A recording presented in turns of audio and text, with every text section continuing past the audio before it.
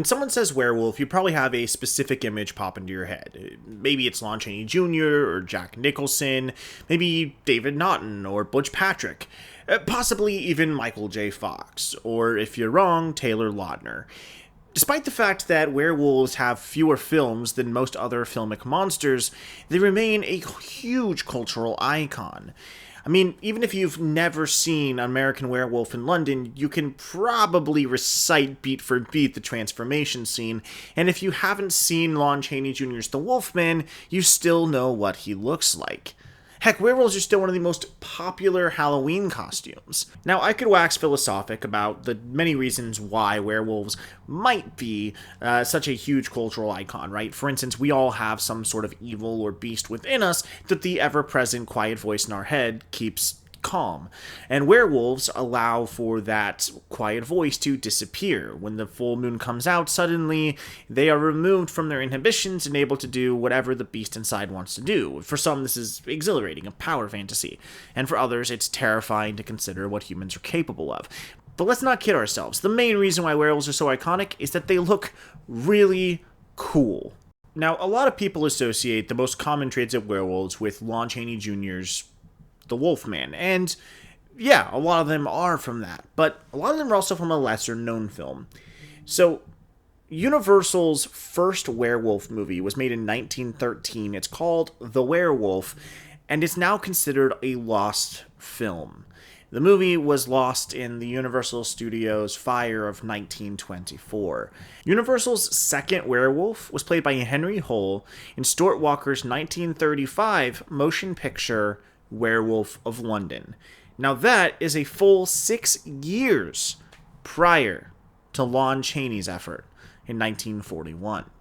Not to diminish the impact or the phenom of Lon Chaney Jr.'s The Wolfman. I mean, it's a great film. But I actually think that Werewolf of London is not just an underrated werewolf classic, but the superior werewolf classic film. For a whole slew of reasons that I'm going to dive into in this video. But first, a brief history lesson with Professor Halstead.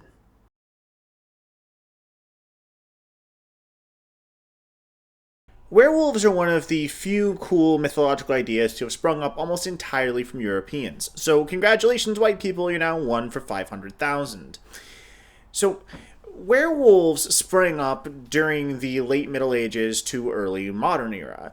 It spread throughout the European continent largely because of the spread of Christianity, which then took existing European folklore and reinterpreted it. And then it made its way across to the colonials. It kind of came up around the same time as the witch trials were going on, which, explains it, because it's another instance of people looking for some supernatural way to explain the great evils of men. Now, oftentimes when people were accused or convicted of being werewolves, they were actually just serial killers or cannibals. This was the case, for instance, with the werewolf of Dole, Gilles Garnier. Garnier was a man who lived just outside of the village of Dole in France with his wife. Feeding 2 people proved to be harder than anticipated, and so he started to stalk, murder, and eat children. While these children were going missing, many people attested to seeing a loup-garou, which means werewolf, in their vineyards and fields. The Catholic Church's Inquisition put up posters telling people to slay the werewolf if they saw it. Now, Garnier was arrested and tried, and he confessed to stalking, murdering, and killing at least 4 children. In his confession, he said that he was visited in the woods by a specter that touched his hand and gave him the ability to transform into a wolf. He was convicted by a secular court of lycanthropy and witchcraft and burned at the stake. So remember, kids, if you ever think you see a werewolf, it's probably just a creepy old man who wants to stalk you and turn you into filet children. For a while, lycanthropy was even treated as a serious medical condition, which could be treated by ingesting wolfsbane through a surgery or with an exorcism. Oh, hey there. I was sleeping through class again. You won't tell, will you? No? Okay, good. Okay, so without further preamble, let's talk about why I believe Werewolf of London is not just an underappreciated gem, but the best classic werewolf film. And to do that, let's start by examining the plot. Spoilers for a 90-year-old film, I suppose.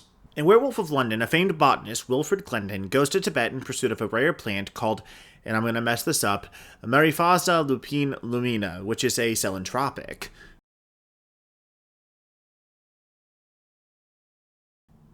While in Tibet, he does find the plant, but he also gets attacked by a ravenous humanoid creature. Wilfred returns to his home in London, only to be visited by another botanist named Dr. Yogami. Yogami claims they met in Tibet, which Wilfred doesn't remember, and Yogami informs him that the bite of a werewolf has been known to turn the attacked into werewolves themselves. Dr. Glendon doesn't believe him, because obviously, but begins to have doubts when his hand begins to transform under the moon lamp he is using to try to study the Tibetan plant. The same night is the first full moon since he was bitten. His wife is with her friend, who just so happens to be her childhood lover, at a party. This allows him to safely get to his lab and use the plant to prevent his turn to lycanthropy. When the second full moon comes, he runs to his lab only to discover the bloomed plant has been stolen, leaving him only an unusable non-bloomed plant. Because of this, he transforms, goes into the village, and kills an innocent woman. Glendon becomes consumed by guilt and heartbreak over his wolfy actions. He finds a room at an inn to stay in and becomes distant with his wife. After a long time, the final plant blossoms, but when he goes to the lab to get it, he discovers Dr. Yogami stealing it. It is here that it is revealed that Dr. Yogami did meet him in Tibet, as he was the werewolf who attacked him. They both end up transforming to their wolf counterparts and have a duel, ending with Glendon slaying Yogami. Since werewolves innately seek to destroy that which they love, he instinctively goes home, attacking his wife's friend on the front lawn and then corners his wife. Just as he's about to kill her, he is shot by his wife's friend's uncle, who is a colonel, and lays on the ground slowly dying. While still in his wolf form, he begins to speak, thanking the colonel for ending his suffering and apologizing to his wife. After he dies, he returns to his human form. All of that, by the way, is achieved in a briskly paced 115-minute long film. Now compare that to the plot of The Wolfman. Larry Talbot goes back to his hometown to bury his recently passed mother and reconnect with his estranged father. He sees an attractive younger woman, Gwen, and decides to buy a walking cane with a silver tip from her shop so he can ask her out repeatedly, despite her repeatedly denying his advances. The cane is said to represent werewolves, and they say this poem: even a man who is pure in heart and says his prayers by night may become a wolf when the wolfbane blooms and the autumn moon is bright. Which they say about 20 other times in the film. Like, seriously, they say it every single time the word werewolf is said. Also, in this film's canon, a werewolf always sees a pentagram on the hand of its next victim. She meets up with him that night, accompanied by her friend Jenny. Gwen informs Larry that she is engaged. They go to get their fortune told by a Romani fortune teller. Yes, they say a different word in the movie. No, I will not be saying that word. The fortune teller, Bela, sees the pentagram on Jenny's hand and sends her away. Later, they hear a scream from Jenny, and Larry runs into the woods to save her. There, he beats a wolf that's attacking her to death with his silver cane, but Jenny is already dead, her throat ripped out. The police suspect Larry because his cane was obviously the weapon, and they can't find evidence of a wolf, just the dead bodies of Jenny and Bela. The town suspects that Larry and Gwen are having an affair since they were alone together at the time of the attack. Gwen's fiancé believes in their innocence. That plotline goes nowhere. Bela's mother, Maliva, informs Larry that the wolf he fought was Bela in a wolfy state, and that since Larry was bitten, he will now turn into one. Which proves to be correct when the moon rises and Larry gets furry. On his first night as a wolf, he kills a villager, and the town suspects it's the work of a wolf. They set traps, and the next night, Larry turns into a wolf again and gets caught up in a trap. Maliva uses a spell to turn him into human so he can escape. No, that's never explained. Larry determines he must leave town to protect the people. He goes to his father and confesses everything. His father thinks he's gone mad and ties him to a chair to convince him that he is not, in fact, a werewolf. Of course, Larry does transform, breaking out of the chair and attacking Gwen. His father, not knowing that it's him, beats him to death with a silver-tipped cane, the same one that he picked up from the store earlier. Maliva appears as Larry is dying and turns him into a human, just in time for his father and Gwen to see it's him and watch him die. Okay, look, before I start comparing these two films, I think it's really important to point out I love both of these films. Both of these films are very meaningful to me. I mean, heck, Lon Chaney Jr.'s The Wolfman is my first experience with werewolves. It's one of the only movies ever to scare me when I saw it as a little kid. It had a huge, huge impact on me. I love that movie. But I do think it's a little bit overhyped, and I think that in that hyping of that movie, some love gets lost for other similar old films that also had some incredible effects and performances. And in this case, I do think Werewolf of London is a stronger film.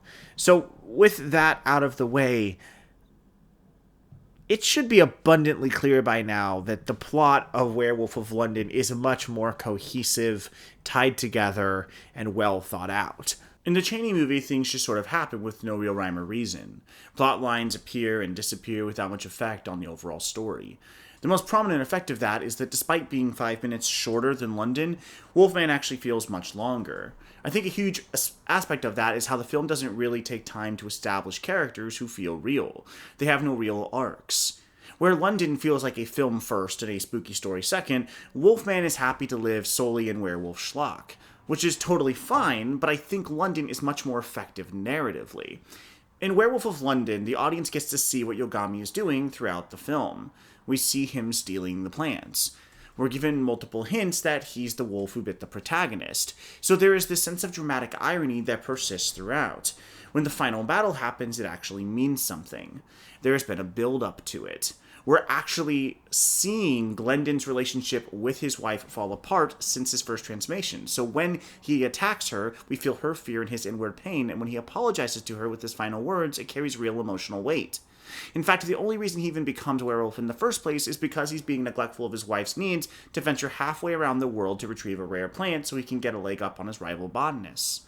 This codes the entire film as an effective morality tale about ego and selfishness while also providing a genuinely tragic story where we feel the complex emotions of each character involved.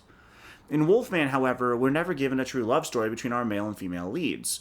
There are no real relationship stakes, which would be totally fine if it weren't for the fact that we spend nearly an hour of the hour and 10-minute runtime with those characters who have no chemistry and no real tie to each other.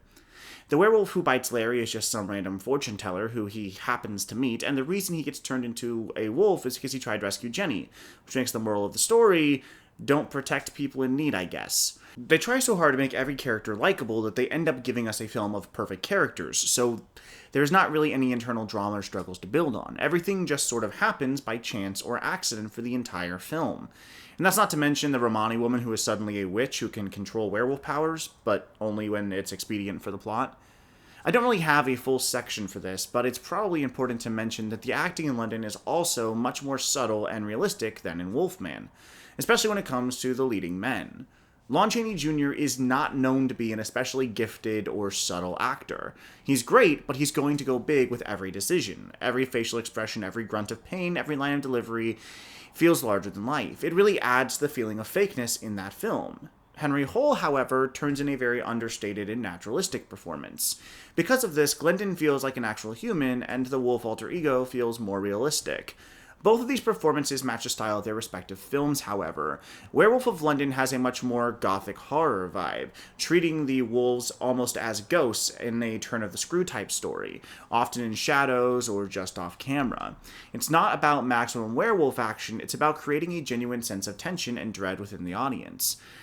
The sets are intricately designed to look like real places. The Wolfman, on the other hand, is about showing cool werewolves doing cool werewolf things. It's big and bombastic. The sets don't look at all real, but they are lavish and beautiful. In Wolfman, there are cutout trees, shadows, and fog filling almost every frame. The artifice is a feature, not a flaw. In Werewolf of London, we are treated to a classic Hollywood melodrama that just so happens to feature lichens hiding in the corners. If we're comparing these two films, however, I think I'd be remiss if I didn't discuss the designs of the two leads, Chaney and Hull respectively. Now, without a doubt, the Chaney version is the much more iconic one. When you think of werewolves, the first thing you think of is probably Lon Chaney's version of a werewolf. Both werewolves were designed by legendary designer and makeup artist Jack Pierce. In Werewolf of London, he focuses more on subtly restructuring Hull's face rather than covering him in hair. His body is still given a lot of additional hair, and his hairline is altered to have a vampire-level widow's peak, but the design of the face itself feels more uncanny than dramatically changed. I actually think this works a lot better, for a few different reasons. Firstly, because I think too much makeup and change to an actor's face can come off as silly rather than transformational, but secondly, because in Wolfman, it kind of just looks like they put a dog nose and some brown makeup on a bearded man. Hull's werewolf has a look almost more akin to Mr. Hyde in some ways. This thematically matches the story of the film as well. I mean, he's a humanoid wolf, after all. Why not let him have a more human face so he can better emote? And emoting is one of the core issues with the Chaney wolf. He's caked in so much makeup and hair that he struggles to emote through it, which might make it a more impressive monster performance, but it certainly doesn't make it the more effective viewing experience. As we draw to a close here, I want to take a moment to talk about why I wanted to cover Werewolf of London and The Wolfman. Pitting these two films against each other was really just a device to give the video a sense of propulsion. Ultimately, I just wanted to make this video because I wanted to try to get folks to go back and watch these old monster movies. Growing up, the only horror I was really allowed to watch were the old stuff, and as such, I spent my whole childhood and my adolescence searching for and watching every code and pre-code horror movie I could find. I know in a lot of ways these have aged poorly. Women aren't always treated the best, and stereotypes of different people groups are there. The effects don't look super real, but I personally think all of that makes these better and more charming. And I'll take a practical werewolf over a CGI one any day. I grew up watching these with my family because my dad loved them growing up, and now they are a part of my childhood and my nostalgia. And someday, if I end up having kids, I'm going to show them these as well. To me, it's just not Halloween until I break out old Universal monster movies. If you like this video, I've got a bunch more great content coming for you in October, including a big video all about the Halloween Town franchise that I filmed in St. Helens, Oregon, where the original movie was shot.